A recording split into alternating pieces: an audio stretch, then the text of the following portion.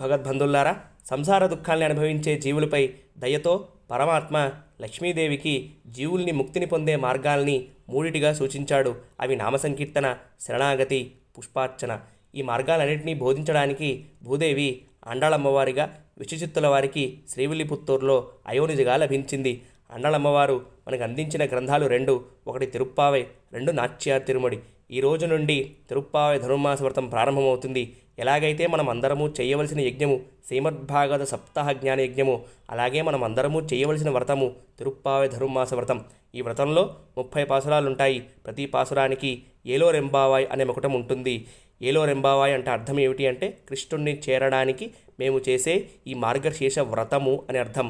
అందులో భాగంగా మొట్టమొదటి పాసురాన్ని ఒకసారి అనుసంధానం చేసుకుందాం. మార్గరి తింగల్ మదినిరైంద నన్నాళాల్ నీరాడ పోదువీర్ పోదుమినోర్ నేరిజయీర్ సీర్మల్గు మాయిప్పాడి చెల్వత్ తిరుమీర్గాల్ కూల్వేల్ కొళుந்தொழிதன் నందగోపన్ కుమరన్ ఎర ఆర్న కన్నీ యశోదై ఇలం సింగం కార్మే నిత్యంగన్ కదిరిమదిరియంబోల్ ముగత్తాన్ నారాయణనే నమక్కే పరైదరువాన్ పారోర్ పుగల పళిందేలోర్ ఎంబావాయ్. మార్గశీర్ష మాసము ప్రారంభమైంది. రేపల్లెలో ఉన్న బాలికలారా, మార్గశీర్ష స్నానము చెయ్యాలనుకుంటే రండి. నందగోపుడి కుమారుడు యశోదమ్మ యొక్క బాలసింహము, సూర్యుని వలె ప్రకాశము, చంద్రుని వలె ఆహ్లాదాన్ని ఇచ్చే నారాయణుడు మనకి కావలసిన పర అనే వాద్యాన్ని ఇస్తాడు అని ఈ పాసురం యొక్క అర్థము. తిరుప్పావై ధనుర్మాస వ్రతాన్ని సామూహికంగా స్త్రీ పురుష భేదం లేకుండా చేసే వ్రతమిది. ఎందుకంటే మనం అందరము కూడా పరమాత్మని చేరే అవకాశాన్ని ఆండాళమ్మవారు ఈ వ్రతం ద్వారా కలిగించింది కాబట్టి. ఈ పాసురంలోని అంతర్లీనంగా ఉండే విషయం ఏమిటి అంటే, సంవత్సర కాలాన్ని ఒక్కరోజుగా భావిస్తే మార్గశీర్షము బ్రహ్మముహూర్తము అని చెప్పబడుతుంది. స్నానము అంటే భగవద్ అనుగ్రహము అని అర్థం. మార్గశీర్షం అనగా సత్వగుణము అభివృద్ధిగా ఉండే బ్రహ్మముహూర్తము అని అర్థం. ఇక్కడ ఒక రహస్యం కూడా ఉంది. అది ఏమిటి అంటే, మార్గము అంటే భగవంతుణ్ణి పొందే దారి అని అర్థం. దానికి కర్మ, భక్తి, జ్ఞానము అని అంటారు.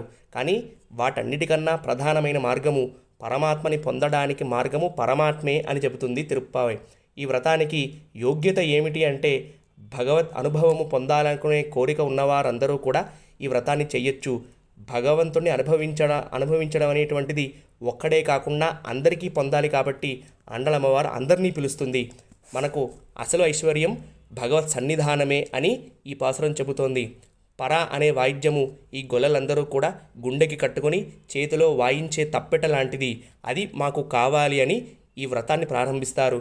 తిరుప్పావైలో ఉన్న ప్రథమ ఉద్దేశం ఏమిటి అని అంటే, మన కంటి ఎదురుగా కనిపించే అర్చామూర్తికే అన్ని ఉపాసనలు చెయ్యి అని తిరుప్పావై సూచిస్తుంది. హరే కృష్ణ, జయ శ్రీమన్నారాయణ.